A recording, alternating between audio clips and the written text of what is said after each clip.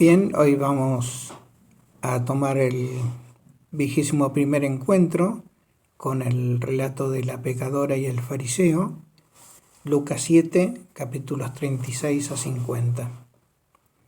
Nos habíamos preguntado qué sentido tendría el haber aceptado Jesús la invitación del fariseo. ¿Qué implicancia tiene ser perdonado? ¿Qué actitud es necesaria para recibir ese perdón? ¿A quién debemos lavar los pies con nuestras lágrimas, secarlos con nuestros cabellos y ungirlo con el perfume caro que tenemos? ¿Qué significa todo esto? Bien, San Lucas, quizá para ejemplificar la doble actitud que tiene el hombre frente a Cristo, los que lo aceptan en forma incondicional, los que obstaculizan el plan de Dios, o por lo menos no se entregan totalmente a seguir los lineamientos que Jesús propone, continúa con las discusiones que acabamos de comentar en el capítulo, los versículos anteriores, acerca de Juan Bautista y lo que buscaban en él, este episodio tan particular. Fariseo llamado Simón lo invita a comer a su casa. Este fariseo posiblemente haya estado también en el camino junto a Jesús, siguiéndolo, escuchando su mensaje, su prédica, y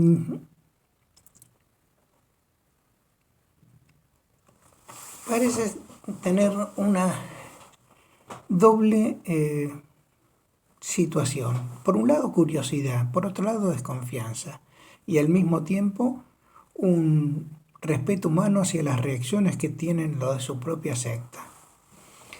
Era costumbre que cuando había un invitado en la casa de un rabino o de un fariseo, viniera toda clase de gente para escuchar las enseñanzas que se producían en el intercambio con el invitado. Y cuando entraba el invitado, era costumbre que se hicieran tres cosas. Primero, que se le pusiera una mano en el hombro como diciendo te recibo. En el segundo, que se le diera un beso en señal de paz y de amistad. Y en el tercero, que se le lavara los pies. Era una señal de respeto que jamás se omitía ante cualquier invitado que se haya hecho a la casa. El lavado de pies surge porque los caminos eran de tierra y era una forma de decir toma un descanso acá en mi casa. Entonces les lavaban los pies, se los refrescaban para que de alguna manera estuviese más cómodo. Y otra cosa que se hacía era quemar un poco de incienso o echar sobre la cabeza del invitado algún perfume, alguna esencia de rosas o cosas por el estilo. Eran cosas de los buenos modales de la época, pero acá no se cumplen. Simón no quiere quedar como complaciente con Jesús frente a los de su secta. Y en algún momento de la comida entró en esta casa una pecadora. Esta expresión designa a una prostituta. Lucas no da su nombre, probablemente porque al indicar su profesión debía cuidar la reputación de esta mujer y la presenta en forma anónima. Posiblemente porque esta mujer aún viviría en el momento de ser escritos los evangelios y quería preservarla de los ojos de todos los seguidores de Cristo que no la conocían en su profesión de prostituta y de alguna manera sería venerada por las actitudes que ha tenido en su vida. Dijimos entonces que aprovecha la atención que tiene puesta sobre Jesús para mezclarse con la multitud y entra. probablemente no hubiese sido aceptada su entrada justamente por el tema de la impureza que provoca sobre los que se acercan a ella. Y entonces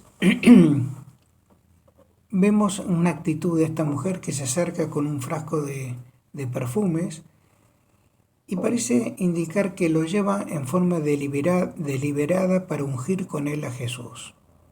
¿Por qué y a qué venía? No se conocen los antecedentes de esta mujer que irrumpe en la cena y en la vida de Cristo, para luego desaparecer totalmente. Suponemos que seguiría a Jesús el resto de su vida, no podemos identificarla y no podemos decir que sea tal o cual, no podemos decir que sea María Magdalena u otra mujer. No lo sabemos. Lo que sí sabemos es que esta mujer que seguiría a Jesús en los pasos anteriores ha escuchado la prédica sobre el perdón y la misericordia y se sintió tocada en lo más profundo de su ser y se siente redimida. Por lo tanto, una señal de respeto, de agradecimiento, Jesús recibe este baño de lágrimas sobre sus pies, siente secar sus pies con el cabello de esta mujer y se siente ungido con los perfumes que había traído. Podemos decir entonces que esta situación pone en una posición incómoda al fariseo. ¿Por qué? Porque pone en evidencia la falta de respeto que ha tenido el fariseo con Jesús.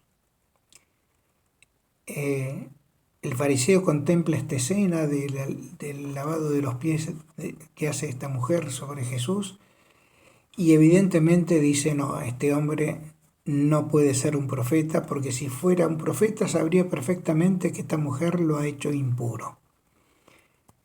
Porque para los fariseos lo que mancha al hombre es lo externo, independiente de qué o quién sea lo que se mancha, sea consciente o inconscientemente de este hecho.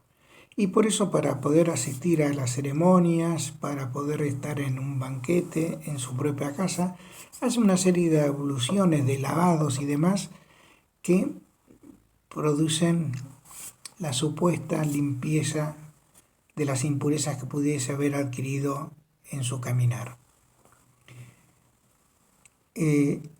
Jesús le demuestra que no solo sabe muy bien quién es esa mujer, sino también lo que está pensando este fariseo en su corazón. Y lo hace proponiéndole una parábola, la de los dos deudores, uno con una gran deuda y otro con una pequeña deuda, y que ambos son perdonados. Y le pregunta, ¿cuál estará más agradecido? ¿Cuál amaría más a su perdonador? Y Simón responde sin titubear que el que recibió una condonación más grande estaría en condiciones de estar más agradecido. Y Jesús aplica la parábola a las dos actitudes contrapuestas, la de Simón al recibirlo y la de la prostituta al homenajearlo. ¿Y qué dice? Quien ama más manifiesta mayor conciencia de un mayor perdón y de una mayor gracia. Y aquí estamos ante un problema, quizá ante la resolución de un problema. Para que cuando Jesús diga algo que tenga coherencia. Simón debería tener cierto grado de culpa por las acciones pasadas de su vida, de las que querría descargar su conciencia y abrigaba la esperanza de ser perdonado por este hombre. No sabe si va a recibir el perdón o no, pero la intención de despejar esta duda es lo que le habría impulsado a invitarlo a su casa. Veía a Jesús como un perdonador lleno de misericordia, pero ni se consideraba un gran pecador, ni estaba aún seguro de que Jesús tuviera la autoridad suficiente para perdonar sus pecados en nombre de Dios. Las palabras de Cristo parecen a su vez manifestar que el fugaz encuentro previo entre Jesús y la prostituta habría producido en ella la convicción de que él era, cuanto menos, un profeta misericordioso que perdonaba los pecados en nombre de Dios, y de que su mirada de infinita compasión significaba que no la rechazaba, que la redimía, y que le ofrecía un posible descargo de sus pecados. Y de ahí la gratitud, la esperanza y el amor que demuestra con el gesto. Por eso dice, al que se le ha perdonado mucho, muestra mucho amor. Entonces, ¿ya le había dado el perdón y ella venía a agradecer? No parece ser así, porque solo después de pronunciar estas palabras le dirá a la mujer, tus pecados son perdonados. Y ella venía pues con la esperanza de ser perdonados y la seguridad que no se le negaría el perdón, porque es lo que ha hecho entender la mirada de aquel hombre en aquel momento, en algún momento de ese camino. Y al pronunciar lo que oyó, se siente redimida y perdonada. Ella ha tenido fe en la verdad de cuanto sea la mirada de Jesús o sea un gesto, le han hecho comprender, cambia su vida radicalmente. Y esa es la fe que la ha salvado. Los otros invitados comienzan a murmurar sobre esta escandalosa pretensión de perdonar los pecados. Y la razón no le faltaba, pues no decía Jesús que por su penitencia o el amor de Dios le hubiese perdonado los pecados, sino que Él los perdonaba, apelando a su autoridad. Jesús se atribuía poderes exclusivos de Dios que según la tradición rabínica ni el Mesías tendría. Pero Jesús no se cuidaba de esto y despidió a la mujer con el premio que buscaba ella, la paz del alma. Bien, que le sirva para meditar mejor este texto. Un abrazo.